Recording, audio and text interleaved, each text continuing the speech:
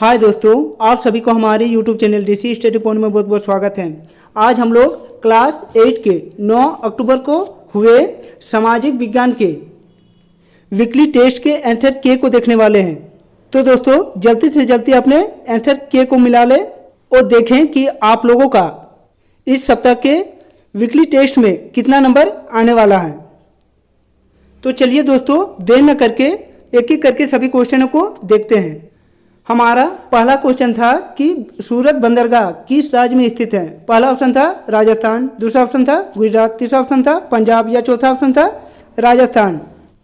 तो सूरत बंदरगाह गुजरात राज्य में स्थित है, तो इसका सही जवाब होगा ऑप्शन नंबर बी, गुजरात। हमारा अगला क्वेश्चन क्वेश्चन नंबर दो कह रहा था कि पहला विश्व युद्ध कब प्रारंभ हुआ। पहला ऑप्शन था 1914 को, दूसरा ऑप्शन था 1912 को, तीसरा ऑप्शन था 1993 को या चौथा ऑप्शन था 1919 को। तो पहला विश्व युद्ध 1914 से 1918 तक चली थी। तो इस सवाल का सही जवाब था ऑप्शन नंबर ए, 1914। हमारा अगला क्वेश्चन कह रहा था कि पुर्तगाली भारत में सबसे पहले कहाँ पहुंचे। पहला ऑप्शन था कलकत्ता, दूसरा ऑप्शन था मुंबई, तीसरा ऑप्शन था गोवा या चौथा ऑप्शन था कालीकट। तो पुर्तगाली भारत में सबसे पहले कालीकट तट पर पहुंचे थे, इसीलिए इसका सही जवाब था ऑप्शन नंबर डी, कालीकट। हमारा अगला क्वेश्चन था कि हैक यानी भारी यंत्र संयंत्र की स्थापना कब हुई। पहला ऑप्शन था 1948 को, दूसरा ऑप्शन था 1958 को, तीसरा ऑप्शन था 1968 को या चौथा ऑप्शन था 1978 को। तो हैक की स्थापना 1958 को हुई थी, इसीलिए इसका सही जवाब था ऑप्शन नंबर बी, 1958 को। हमारा अगला क्वेश्चन कह रहा था कि निम्नलिखित में कौन अलोह धातु है। पहला ऑप्शन था सोना, दूसरा ऑप्शन था लौह अयस्क, तीसरा ऑप्शन था मैग्नीज या चौथा ऑप्शन था बॉक्साइट।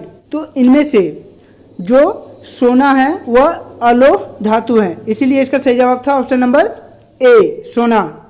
हमारा अगला क्वेश्चन नंबर 6 कह रहा था कि झारखंड का जादूगोड़ा किस खनिज के लिए प्रसिद्ध है। पहला ऑप्शन था कोयला, दूसरा ऑप्शन था चूना पत्थर, तीसरा ऑप्शन था यूरेनियम और चौथा ऑप्शन था तांबा। तो झारखंड का जादूगोड़ा यूरेनियम खनिज के लिए प्रसिद्ध है, इसीलिए इसका सही जवाब था ऑप्शन नंबर सी, यूरेनियम। हमारा अगला क्वेश्चन नंबर 7 कह रहा था कि इनमें से कौन जीवाश्म ईंधन है। पहला ऑप्शन पेट्रोलियम, दूसरा ऑप्शन कोयला, तीसरा ऑप्शन लकड़ी या चौथा ऑप्शन इनमें से कोई नहीं। तो इनमें से जो पेट्रोलियम है वह एक जीवाश्म ईंधन का उदाहरण है, इसीलिए इसका सही जवाब था ऑप्शन नंबर ए, पेट्रोलियम। हमारा अगला क्वेश्चन नंबर 8 कह रहा था कि इनमें से कौन सा जिला अभ्रक उत्पादन में सर्वप्रथम है। पहला ऑप्शन था धनबाद, दूसरा ऑप्शन था हजारीबाग, तीसरा ऑप्शन था कोडरमा या चौथा ऑप्शन था बोकारो। तो इनमें से जो कोडरमा जिला है वह अभ्रक उत्पादन में सर्वप्रथम है, इसीलिए इसका सही जवाब था ऑप्शन नंबर सी, कोडरमा। हमारा अगला क्वेश्चन था कि झारखंड में लोकसभा की कितनी सीटें हैं। पहला ऑप्शन था 12, दूसरा ऑप्शन था 16, तीसरा ऑप्शन था 15 या चौथा ऑप्शन था 14। तो झारखंड में लोकसभा सीट 14 है, इसीलिए इसका सही जवाब था ऑप्शन नंबर डी। हमारा अगला क्वेश्चन नंबर 10 कह रहा था कि भारतीय राष्ट्रीय कांग्रेस की स्थापना कब हुई। पहला ऑप्शन था 1885 ईस्वी को, दूसरा ऑप्शन था 1985 ईस्वी को, तीसरा ऑप्शन था 1986 ईस्वी को या चौथा ऑप्शन था 1905 ईस्वी को। तो भारतीय राष्ट्रीय कांग्रेस की स्थापना 1885 ईस्वी को की गई थी, इसीलिए इसका सही जवाब था ऑप्शन नंबर ए, 1885 ईस्वी को। तो चलिए दोस्तों अब हम लोग सब्जेक्टिव क्वेश्चनों को देखेंगे।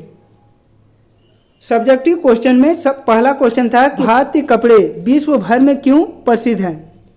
तो इसका सही आंसर था कि भारतीय कपड़े लंबे समय से अपनी गुणवत्ता और बारीकता कारीगरी के लिए विश्व भर में प्रसिद्ध थे।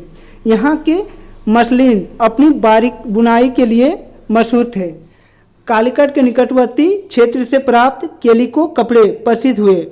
जामदानी बुनाई, पटोला बुनाई, बंडाना डिजाइन आदि कि यूरोपीय बाजार में व्यापक मांग थी, जिसके कारण भारतीय कपड़े अपनी छपाई, छीट, डिजाइन के लिए विश्व में प्रसिद्ध हुई। हमारा अगला क्वेश्चन नंबर 12 कह रहा था कि औद्योगिक क्रांति का क्या क्या प्रभाव हुआ। तो इसका सही आंसर था कि औद्योगिक क्रांति ने भारतीय कुटीर उद्योग को पतन की कगार पर पहुंचा दिया। सूती मिलों के विकास ने पारंपरिक बुनकरों की रोजी रोटी छीन ली, उन्हें अपना कार्य छोड़कर खेतिहर मजदूर बना दिया। इसी प्रकार लोहा गलाने एवं बर्तन बनाने वाली जनजातियों का रोजगार भी छीन लिया गया। पारंपरिक रूप से लोहा बनाने वाले कारीगरों के समक्ष लकड़ी, लौह अयस्क की समस्या और गिरती मांग ने बेरोजगार बना दिया। हमारा अगला क्वेश्चन कह रहा था कि खनिजों का संरक्षण क्यों आवश्यक है। तो इसका सही आंसर था कि हमें खनिजों के संरक्षण की आवश्यकता इसलिए होती है क्योंकि उद्योग और कृषि दोनों ही खनिजों पर निर्भर रहते हैं। खनिजों का प्रयोग लाखों वर्षों से होता रहा है। उन खनिजों का बहुत महत्वपूर्ण है जो कार्य योग्य होते हैं। हमारा अगला क्वेश्चन नंबर 14 कह रहा था कि जीवाश्म ईंधन क्या है।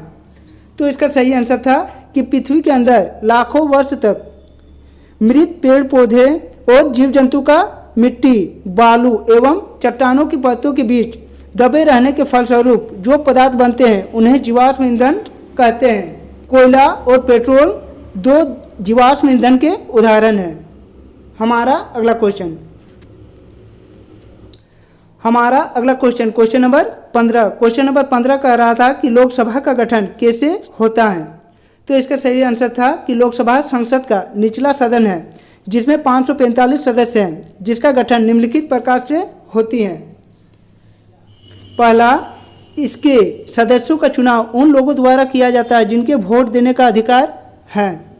दूसरा, इनके चुनाव कराने के लिए देश को निर्वाचित क्षेत्रों में विभाजित किया जाता है और यहाँ से सदस्यों का चुनाव किया जाता है। तीसरा, राष्ट्रपति द्वारा इसमें 2 एंग्लो इंडियन को नामांकित किया जाता है। तो दोस्तों, यह था हम लोग का इस सप्ताह के वीकली टेस्ट के आंसर। इसी तरह अच्छे वीडियो को देखने के लिए हमारे इस चैनल को लाइक करें, सब्सक्राइब करें और बेल आइकन को दबा लें। तो चलिए दोस्तों, और एक नए वीडियो के साथ फिर मिलते हैं। तब तक के लिए बाय।